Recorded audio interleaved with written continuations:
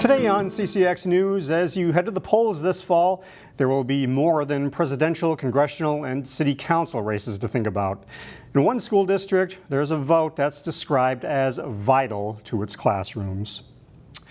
The Brooklyn Center School Board has approved having a referendum on the ballot to raise new education revenue. The district's capital projects levy asks voters for roughly $700,000 to fund updated classroom technology and provide staff training. For the median-priced home of $300,000, it would cost about $14 extra in monthly taxes. Last fall, voters rejected a referendum to increase the district's operating levy. School Superintendent Carly Baker says if this new technology levy is approved, it could help the district free up operating dollars for other district expenses, which Baker says would have a lower tax impact than last year's levy request. We'll have more information about the levy on our website, ccxmedia.org. Police departments from around the Northwest Metro swarmed a Brooklyn Park apartment complex Thursday night trying to catch an armed robber. Brooklyn Park police say officers responded shortly before 10 p.m. to the Autumn Ridge apartment complex on a report of someone robbed at gunpoint. Law enforcement from New Hope, Plymouth, Crystal, Maple Grove, and the Hennepin County Sheriff's Office all tried to help Brooklyn Park police in the search. As of Friday, police weren't able to make an arrest, and the investigation continues. New apartment buildings are coming to the city of Plymouth, buildings that the developer behind the project says are much needed. Doran Company's plans to construct two buildings totaling 352 units. The project is located off Harbor Lane, north of Highway 55 and west of Fernbrook Lane. The apartments call for an array of amenities, including a pool and activity lawn on the second floor and a sports game simulator. However, some concerns were raised about parking. Officials say 55% of the parking stalls in the plans are not code compliant due to smaller sizes. It's a nice development, and it's an interesting site. But the problem I have with it is that the fact is I believe our parking standards for these facilities, indoor parking, the measurement standards, in my judgment, are reasonable and should not be changed. The project was approved by a 4-1 vote, with Councilmember Willis voting no. Council members expect to revisit parking standards before similar projects come up.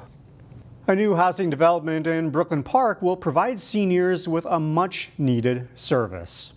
To have a mid-size memory care and assisted living in the community to support the need of supporting, helping our seniors, and something I've been doing for the last 2 decades myself. Angels Living is an all-inclusive assisted living center. It will have 34 units, with 20 providing memory care assistance. Officials gathered at the site on West River Road on Friday to celebrate the start of the project. The developer says it took about 5 years to get the project off the ground. It was challenging to find somewhere within the neighborhood and not too crowded, not in a dense commercial area. Want something in the neighborhood, want the neighbors to feel something within that community. So it was challenging. The facility is expected to open by spring of 2025. If it seems like mosquitoes have been particularly bothersome this summer, experts say you'd be right. Although we're not quite at where we would expect considering all the rain we've had. And that is really just a factor of coming off a extended period of drought. So it's going to take, a couple of years for the mosquitoes to fully rebound to back to where they were at pre-drought levels. But the rain this year has definitely helped start to bring those numbers back up. Alex Carlson is with the Metropolitan Mosquito Control District. He says even though the summer is starting to wind down, this is the time of year when the risk for West Nile virus elevates. He says they found mosquitoes that carry West Nile in all 7 metro area counties. But most of the species that have tested positive for West Nile don't bite humans as often. Even though mosquito numbers have gone down quite a bit, it still is a good idea to take those precautions you would, in the early summer, wearing the bug spray, making sure you're covering up in the evening hours when mosquitoes are most active, and then removing any standing water just to keep them from proliferating. The CDC reports that Minnesota has 3 reported cases of West Nile virus in humans so far this year. A place in Plymouth is working to bring help and hope to thousands of people in need. This is what needs to be done. I mean, we can all look around us, no matter where you are in this country, and see that there's a need. There's those that usually go unseen. The nonprofit organization Coded in Love is hosting its 3,000 Acts of Kindness event on December 9th. They offer services, warm clothes, and shoes to the homeless population. They're collecting donations at Knowledge Computers in Plymouth. The shop gives storage space to the event. Well, we firsthand had the opportunity to see the impact it has on the community. It makes such a difference for so many individuals. We had a bit of extra space. We really see this event as growing and in need of space. If you want to help, you can drop donations at Knowledge Computers. You can also make a financial donation. We'll have a link at ccxmedia.org. Finally, this segment, if you plan to go to the state fair, be on the lookout for an award-winning Scarecrow with local ties.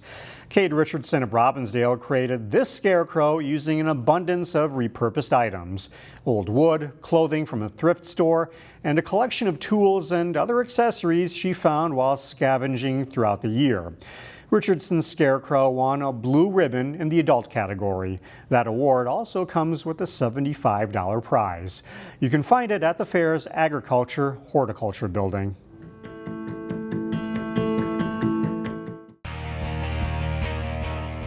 The high school volleyball season tipped off Thursday night. In Class 4A of the matchup of the top 2 teams in the state. Chaz Moots has the highlights.